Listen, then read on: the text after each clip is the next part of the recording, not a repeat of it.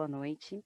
Sejam bem-vindas, bem-vindos, bem-vindes. Eu sou Samantha Lopes. Eu vou acompanhar vocês aí nos próximos minutos para falar um pouquinho sobre diversidade e inclusão e inovação.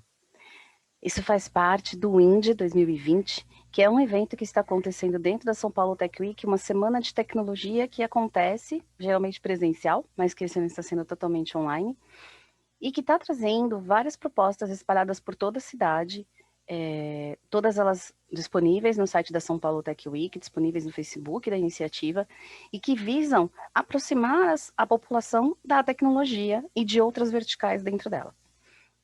E por que é tão importante nós trazermos a diversidade como uma das principais motivações para pensarmos em inovação e inclusão?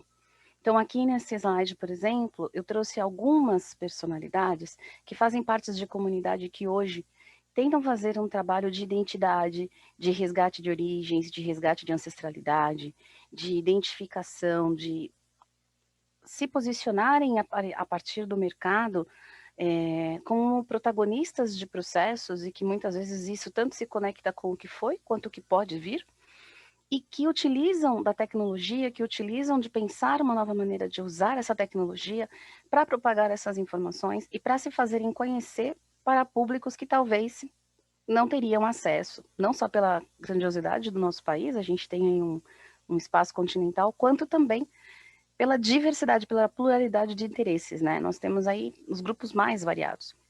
Então, aqui, por exemplo, eu tenho aqui nessa parte do slide a Wina Ticuna. Ela tem um canal no YouTube, ela é atriz, ela é cantora, ela também faz a parte de moda e ela trabalha muito forte esse resgate da identidade indígena brasileira. Então, dentro do canal dela, ela fala tanto das questões de construção societária e cultural, quanto também ela mostra canções indígenas, ela mostra como que são feitos, por exemplo, cestos, ela fala de elementos utilizados na culinária, elementos utilizados no dia a dia, ela fala inclusive do feminino indígena, que é algo que tem muitas informações específicas, né, de como elas se cuidam e de como que elas cuidam umas das outras, da cultura indígena de mãe para filhos e tudo mais. Então, é uma youtuber que faz muito sentido seguir, ela tem outros trabalhos que buscam mostrar identidade, ela teve já uma coleção num dos desfiles da São Paulo Tech Week, totalmente voltada a essa questão do indígena, e ela faz um trabalho incrível. Uma outra pessoa que eu trouxe foi a Lian Tai, apesar dela estar aqui vestida de indígena, ela é chinesa, nascida aqui no Brasil, mas é chinesa, e ela é modelo e repórter. Faz um trabalho incrível também, falando das questões de discriminação racial, preconceituosas, trazendo essa questão da objetificação da mulher oriental, dessa cultura que existe, que foi sendo construída em cima dessa personalidade. E esse trabalho dela é tão incrível que ela tem, inclusive, uma live no YouTube com a Luana Genot, que é do Instituto Brasil, que cuida, o ID Brasil, que cuida dessa questão de raça, né, dentro dos grupos de identidade, ela trabalha no grupo racial, e que fez uma entrevista com ela incrível, seria legal se vocês pudessem assistir, onde ela traz muito forte essa questão do racismo que as pessoas asiáticas passam também, né? Então, as várias situações que aconteceram, várias situações onde houve essa discriminação, e é importante a gente trazer essas pautas porque essas pessoas são parte da nossa população, elas estão no nosso território, e elas precisam ser respeitadas nesse processo. Então, todo esse trabalho que ela vem fazendo é muito de gerar essa conscientização, e ela usa essa arte, ela usa a questão dela ser modelo, ela usa essa habilidade que ela tem enquanto repórter para trazer esses assuntos para a pauta. Um outro grupo que eu trouxe aqui, que eu acho que é extremamente relevante, é o pessoal do Fumilayo Afrobeat, que é uma orquestra formada por mulheres, basicamente só mulheres, e todas elas, de alguma forma, conectadas à comunidade LGBTQIA+. Então, elas fazem um trabalho não só de sonorização diferenciada, mas também de identidade, né? Elas têm um fortalecimento muito grande, essa questão de conexão entre mulheres, essa questão de conexão com ancestralidade. Então, é um trabalho muito legal, tem vídeos delas, tem matéria delas no YouTube. E por que eu estou trazendo isso logo de começo, né? São 3 mulheres que, nesse momento da pandemia, principalmente, elas utilizaram a tecnologia para fazer o que elas propagam ir mais longe. Então, elas estão ultrapassando as barreiras do físico, que talvez não permitisse que tantas pessoas soubessem do trabalho incrível que elas fazem, e estão usando a tecnologia para apresentar uma nova proposta. E a partir disso também que eu trouxe essas outras pessoas, né? Então, aqui eu estou do lado esquerdo, na parte superior, eu tenho Bielo. Bielo é uma mulher trans, negra, que trabalha muito forte a questão de gordofobia, faz um trabalho incrível, tem várias intervenções no canal Mídia Ninja, que está no Instagram, tem o próprio canal dela, tem um trabalho muito incrível no YouTube, hoje está representando várias marcas. E uma das coisas que Bielo traz na sua história é essa questão da identidade. Por que eu pus o ID com letra maiúscula, né? Porque é a identidade no aspecto da pessoa se autodeclarar, se assumir naquela posição e se sentir ela assim e conseguir começar a abrir espaços tendo essa representatividade, né? Então essas escolhas começaram depois que começou toda essa conversa sobre diversidade, sobre inclusão, a abrir espaços para que ela estivesse em lugares que antes muitas vezes não eram pensados para ela, como por exemplo a Comic, né? Então, o trabalho que a Belo faz de conscientização, de debate sobre a questão da gordofobia, debate sobre a questão do racismo, enfim, é incrível e merece muito ser ouvido, merece muito ser apoiado e reverberado para outros lugares, né? A discussão é muito séria. Aqui na parte de baixo, no meio, eu tenho Del Almeida. Del Almeida é uma pessoa gênero, que faz um trabalho muito forte junto à comunidade trans. Então, o trabalho que ele desenvolve é principalmente junto a empresas que querem contratar as pessoas do grupo LGBTQIA+. Ele tem essa presença mais forte junto ao grupo de pessoas trans. E Del trouxe uma sensibilização no aspecto de dizer que não há modelos pré-estipulados do que nós devemos ser. Então, assim como o Bielo traz uma discussão de nos deixe ser quem desejamos ser, nos deixe explorar, nos deixe descobrir. E por que eu estou trazendo essas pessoas para falar de inovação, né? O que isso tem a ver com esse processo? Produtos, serviços, uma série de coisas começam a ser pensados considerando essas pessoas, né? Trazendo essas personalidades, permitindo que elas se manifestem e digam o que elas querem, o que elas buscam, o que elas gostam, ou o que elas gostariam que hoje não são atendidas, né? E tudo isso vai construindo um outro cenário que permite uma inclusão muito maior e que permite com que haja uma troca de conhecimento e de construção cultural e social muito maior. Aqui na parte de cima à direita tem a Carol Ignara. Sou super fã do trabalho dela. Ela se tornou cadeirante com 22 anos, num acidente. E desde então ela vem fazendo um trabalho muito forte voltado à questão de incluir pessoas com deficiência no mercado de trabalho. Ela tem números, assim, incríveis. Vale a pena visitar o site da Talento Incluir, dar uma olhada nos números que eles têm. Mas a Carol aqui nesse processo, ela está muito na presença de reforçando um pouco essa figura de Del e de Bielo no seguinte sentido. Carolina conseguiu transformar as barreiras em pontos.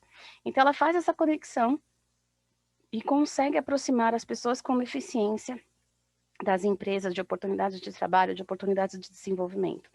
E isso é extremamente relevante quando a gente pensa o quanto essas pessoas, cada uma delas, podem nos ajudar a pensar em produtos inovadores, serviços inovadores e, principalmente, romper com padrões de viés inconsciente.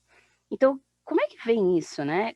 Por exemplo, um dado que a Carol sempre traz é que as pessoas cegas, por exemplo, têm uma maior dificuldade de empregabilidade dentre a maior parte das pessoas com deficiência física aparente. As pessoas cegas têm a maior dificuldade de voltar ao mercado de trabalho, entrar no mercado de trabalho. Por quê? Porque há um viés inconsciente dos RHs de que uma pessoa cega não vai conseguir executar várias tarefas, né? Então, antes mesmo de tentar trazer uma empresa especializada para fazer esse processo de inclusão, já se tem um pressuposto. A mesma coisa com as pessoas trans, a mesma coisa com as pessoas que passam pela questão da gordofobia. Então, quando nós permitimos que a identidade gere escolhas e que essas escolhas permitam romper barreiras, nós criamos pontes e nós promovemos inovação, crescimento e mudança cultural. Por que isso daqui é tão importante, né? 210 milhões de brasileiros, 118 milhões são negros, 108 milhões mulheres, 165 milhões são ali de periferia. A gente tem 15 milhões de brasileiros que se assumem como homossexuais e 12 milhões que se autodeclaram pessoas com deficiência. são grupos com necessidades, e com desejos que hoje são ignorados, não são vistos pelas mídias. São pessoas que têm dificuldade no acesso, principalmente ao ensino superior. São pessoas que têm muita dificuldade de ter acesso à tecnologia, então, dificuldade de acesso a comprar computador, a ter computador em casa, a ter internet. Pessoas que muitas vezes, quando estão em comparação com pessoas mais privilegiadas, têm baixíssimo, possibilidade, inclusive de fazer a movimentação social, porque não têm acesso às ferramentas mais básicas. Quando a gente pensa, por exemplo, nas pessoas que formam essas pessoas, né, ou seja, os professores das redes públicas, nós encontramos outra barreira, né? A grande maioria, antes da pandemia, sequer trabalhava com tecnologia, sequer se imaginava dando aula pela internet, sequer se imaginava usando uma ferramenta de tecnologia. Então, isso também gera uma série de afastamentos e de bloqueios de aprendizagem. Quando você traz isso para o ambiente das crianças, fica mais complexo ainda, porque muitas só têm o celular dos pais para usar, não tem recursos como notebook, nem tablet, não tem acesso de internet direto em casa. E aí, se não tem o celular do pai e da mãe com uma boa banda ou com uma boa memória, também não conseguem estudar pela internet. Então, aí nós tivemos alguns milhões de estudantes, tanto crianças quanto adolescentes, durante a pandemia fora da escola, mas isso nos remete a um outro processo, né? Quando nós pensamos, por exemplo, em crianças ribeirinhas, que no período de chuvas não podem chegar nas escolas, quando nós pensamos nas crianças das áreas rurais, quando é período de colheita ou de semeadura, que eles têm que sair das escolas para ir ajudar as famílias, então nós vemos que a tecnologia, ela pode ajudar em muitos aspectos, mas ela precisa ser pensada realmente para fazer essa inclusão. E ela tem que levar em conta essa diversidade que a gente tem. Todos esses cenários que eu estou passando para vocês são cenários que a tecnologia poderia fazer grandes mudanças, mas ela precisa estar dentro desses processos e com essas pessoas que os vivenciam, ajudando a construir as soluções. Quando nós pensamos, por exemplo, no diferencial de um homem negro em relação a uma mulher negra, por exemplo, é até estranho você dizer que o homem negro tem salários maiores do que a mulher negra. E muitas vezes a mulher negra tem mais escolaridade do que esse homem negro. Essa mesma mulher negra, em relação a um homem branco, ela chega a ganhar até 70% menos, exercendo às vezes a mesma função. Então, quando a gente traz esse debate da pauta de diversidade e inclusão e falamos de tecnologia, nós temos sempre que fazer esse match de que as pessoas estão buscando entender mais sobre isso, porque cada vez mais nós estamos convivendo com essa diversidade na nossa sociedade e nós precisamos enxergar de que forma isso se integra para que todo mundo evolua junto, né? Então não é uma questão aqui de quem está no benefício e quem não está, mas sim de olhar para essa diversidade e falar, chega, a gente precisa começar a transformar isso em coisas boas. E nessas horas, as grandes empresas têm olhado muito para isso, mas a gente ainda percebe muito que fica muito ali no nível de mão de obra, de pessoal operacional, e nos níveis mais executivos ainda está um pouco distante, porque não há essa formação, essa preocupação. Então, são outras mudanças que, por exemplo, a tecnologia pode nos ajudar, né? Faculdades como Fundação Getúlio Vargas e tantas outras passaram aí muitos dos seus cursos para o modelo EAD, e isso promove uma inclusão muito maior das pessoas, permite-se pensar em outras soluções. E aí eu trouxe a Conceição Evaristo pelo seguinte, a Conceição, ela concorreu aí há pouco tempo à Academia de Letras, ela não conseguiu, e ela fala, né, as palavras ditas liberam, e a exceção só serve para confirmar a regra, ou seja, que a gente tem um modelo de sociedade onde a gente pode ou não se encaixar. E por que eu estou trazendo isso para fechar essa conversa? Porque quando a gente olha para a Conceição, com toda a bagagem intelectual que ela tem, que foi negado, e quando a gente olha para o trabalho do Emicida, do Amarelo, onde ele está falando de inclusão, onde ele está falando anti o quê, né? A gente percebe que a tecnologia trouxe o trabalho deles para perto de pessoas que muitas vezes nem imaginavam esses trabalhos incríveis que eles produzem. Imagina se essa tecnologia fosse pensada para realmente integrar, para realmente criar um ambiente inclusivo e para realmente fomentar inovações partindo desses protagonistas que vivem essas realidades. Então eu deixo aqui com vocês essa perguntinha, antes o que mesmo, vamos pensar como que a tecnologia, como que a inclusão e a diversidade podem fazer diferença, não só dentro das empresas, mas no nosso dia a dia, para que nós tenhamos aí uma convivência mais humanizada, mais colaborativa, que as redes pensem juntas em soluções, como a gente viu aí durante a pandemia, os lugares que trabalharam em rede foram os lugares que mais rapidamente se preservaram durante esse processo e como que nós podemos usar a tecnologia para nos ajudar nesse processo. O Laboratório Fantasma e Emicida fizeram trabalhos incríveis durante o processo de pandemia, recomendo que vocês deem uma pesquisada e também deem uma olhada nos movimentos que estão acontecendo nas regiões periféricas, porque aconteceu muita coisa e a tecnologia fez toda a diferença. Espero que vocês tenham curtido. Fico à disposição no LinkedIn, Samantha Lopes, no Facebook, e espero poder falar com vocês em breve sobre diversidade, inclusão e, principalmente, formação dentro do ambiente corporativo, porque nós precisamos abrir espaços, conectar e criar pontes. Bom evento para vocês aí, espero que vocês aproveitem bastante essa São Paulo Tech Week e o nosso Indie 2020 continua. Aproveitem!